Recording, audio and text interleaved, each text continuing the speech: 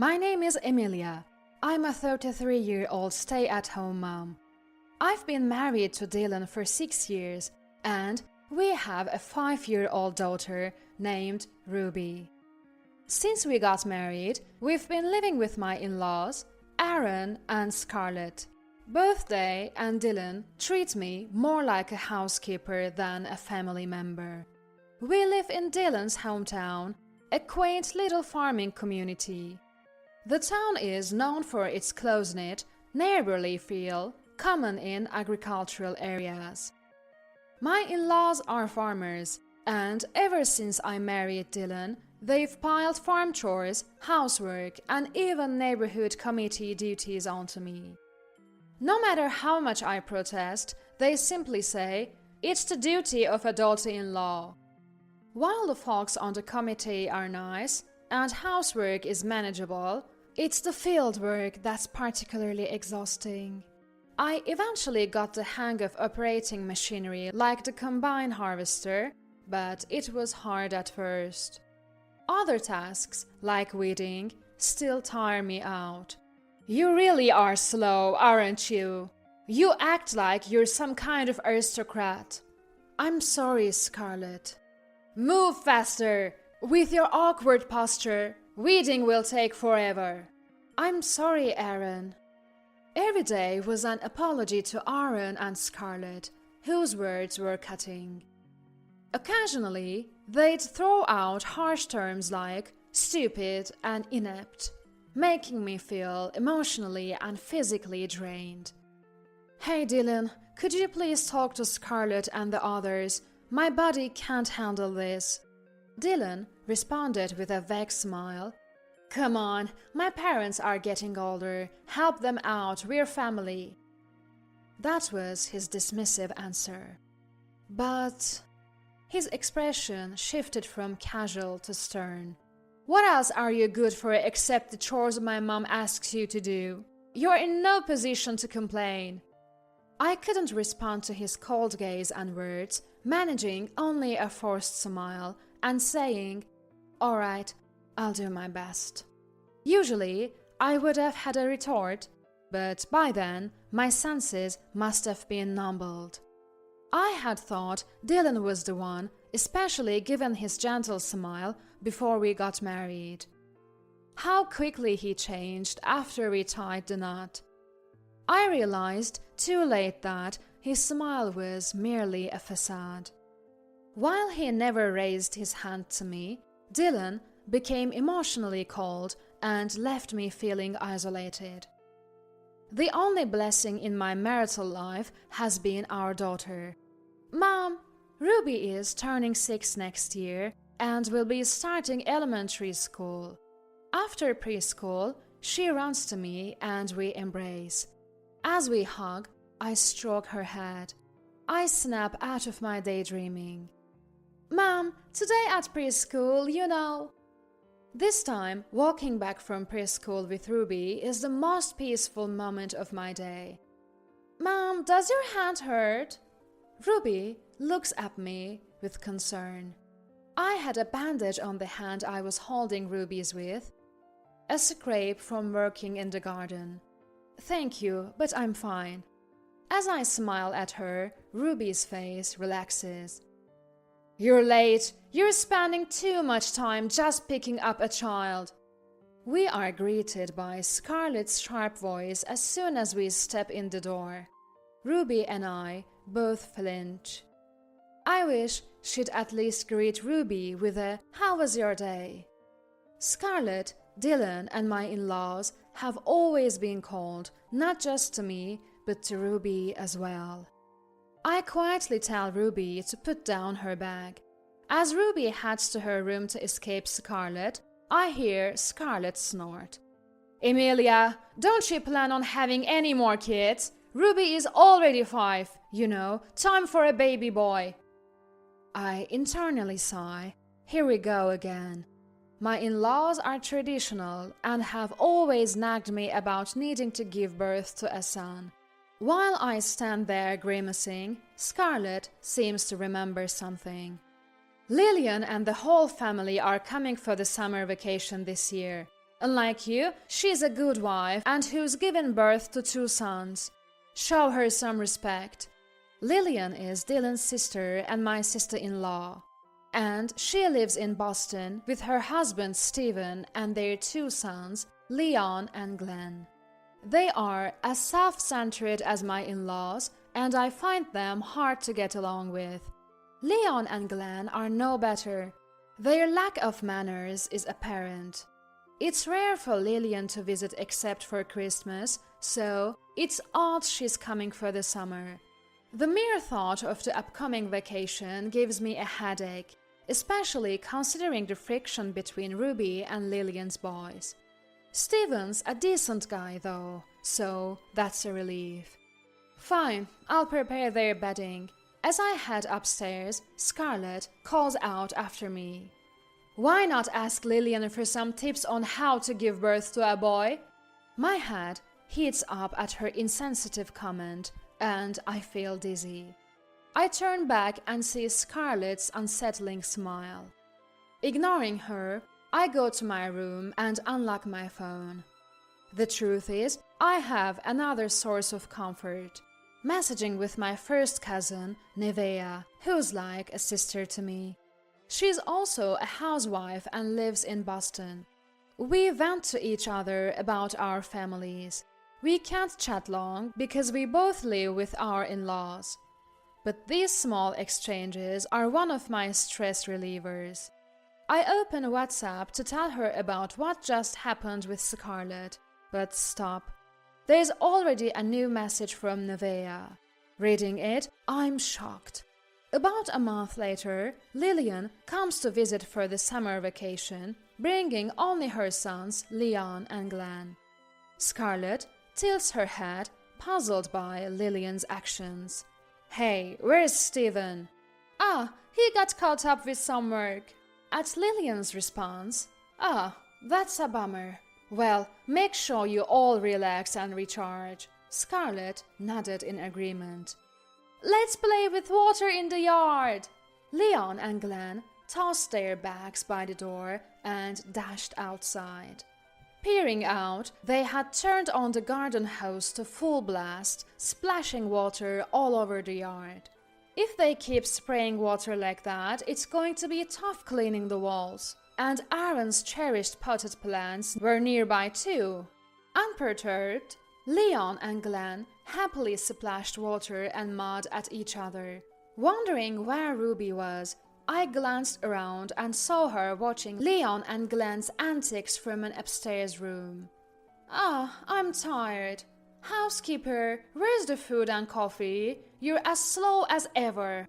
After tossing her bag in the living room and sprawling on the sofa, Lillian said this as she cranked up the air conditioner. I suppose by housekeeper you mean me. I silently poured coffee into a cup and set it down with a clatter in front of Lillian. A bit of coffee sloshed out of the hastily placed cup. The room fell silent, perhaps shocked by this uncharacteristic move. Excuse me? Do you even know your place? After a beat, Lillian glared at me, visibly angry. Dylan, who was nearby, looked surprised, and mother-in-law was also visibly angry. The old me would have apologized immediately, but today was different. Looking down at the seated Lillian, I finally spoke. Small world, isn't it? Your affair is with my first cousin's husband. You're done. Caught off guard by my sudden words, mother-in-law and Dylan tilted their heads, confused. But Lillian, right in front of me, was visibly shaken, her eyes wide and her face pale.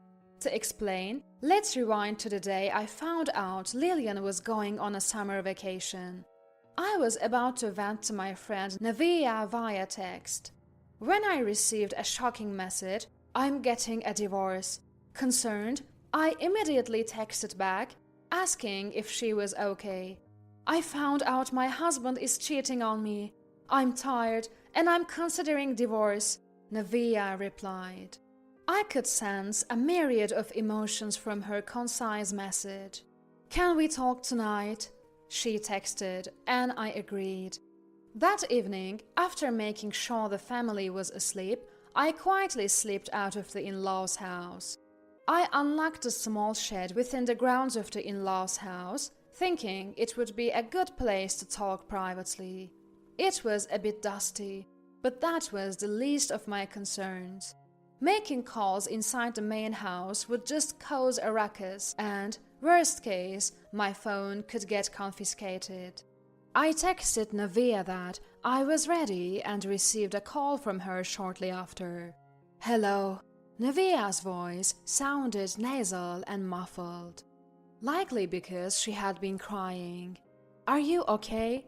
I had heard that Navia was going through a tough time, but I never imagined it would end in divorce due to cheating. As I'm pondering this, Navia starts to speak more calmly. She said there had been signs of cheating, but, like me, her self-esteem had been eroded by her husband, John, and her in-laws to the point that she couldn't say anything. One day, she wasn't feeling well during her daytime part-time job and decided to go home early. Although John and her in-laws were supposed to be out at that time, for some reason, John's bag and an unfamiliar parasol were at the front door.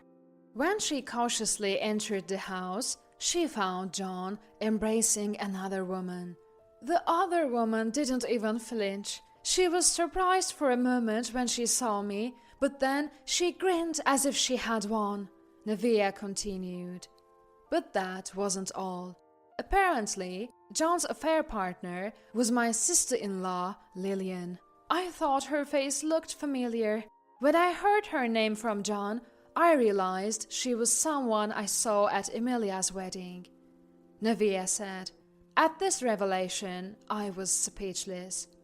I heard that John was pretty infatuated with Lillian and was talking about remarrying her after divorcing Navia. When I heard that, I woke up. What am I doing? Navia said, then added, "So, Emilia, how about you and I free ourselves from all this?" I was taken aback by her sudden proposition. She explained that we should both divorce and start new lives. Navia's words would end up drastically changing the trajectory of my life. And that brings us to now. Upon hearing my words, Lillian's face turns pale and she trembles, while my in-laws angrily accuse me of making no sense. But when they see Lillian's face, they quickly realize the truth. My in-laws start interrogating Lillian. "Navia and I are like sisters. That's why I can't forgive you even more," I tell Lillian, then expose.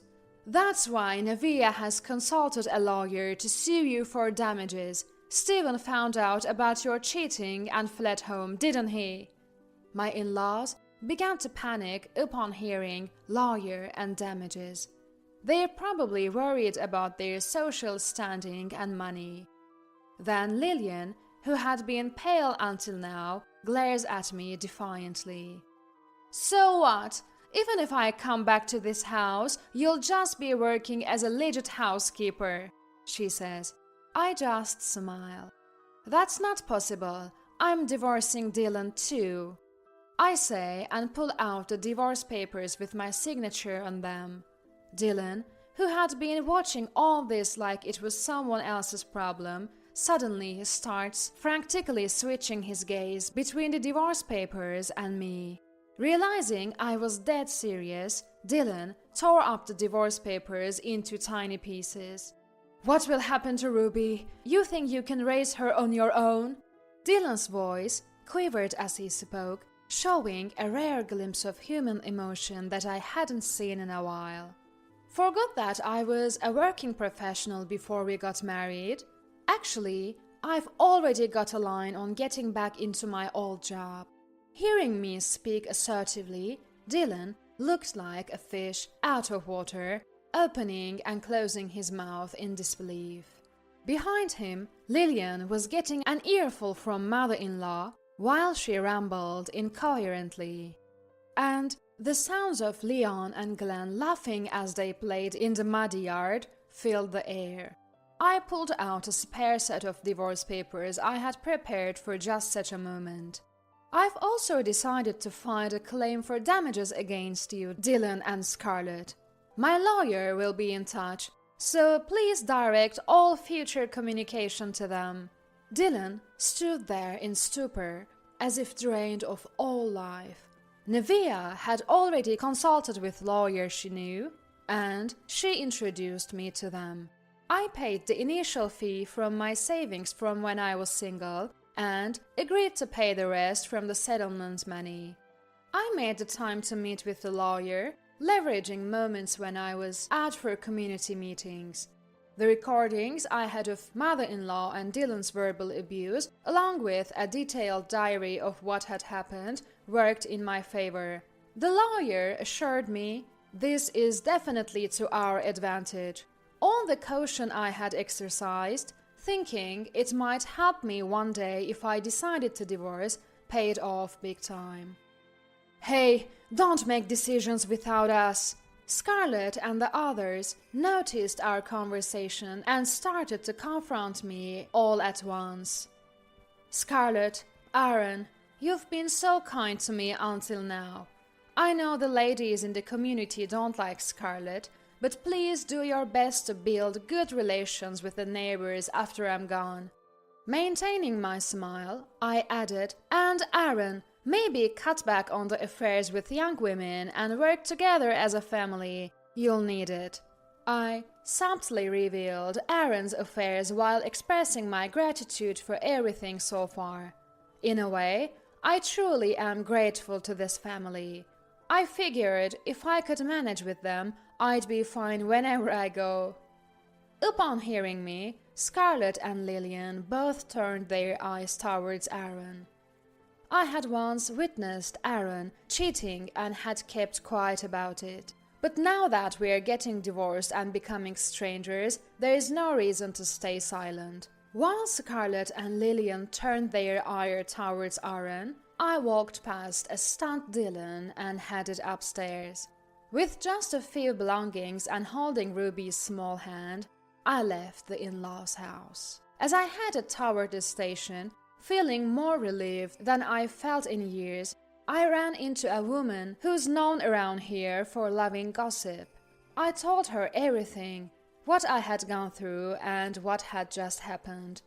2 months later, my divorce with Dylan was finalized. Nevia's was too. Dylan transferred more money into my account than he was required to, saying it was for mother-in-law, and I even received an apology letter from mother-in-law. I haven't responded. I have no plans to associate with them anymore. Thanks to the gossip-loving woman, they're now under criticism from the community, labeled as a morally harassing family abandoned by their sons' wives, and moreover, the daughter came back home after cheating. Apparently, mother-in-law had to sell off their fields to pay me and Nevia the settlement money. And I've heard that mother-in-law is now treating Lillian like a housekeeper. Right now, there is chaos due to Aaron's affair, as I found out through a call from Dylan. I ignored it. It's none of my business anymore. Ruby smiles much more now compared to when we were living at the in-laws. Right now, she's enjoying pancakes with a freshly divorced and cheerful Nevia. If it weren't for Nevia's intervention, I might never have awakened. From now on, I am living for Ruby's and my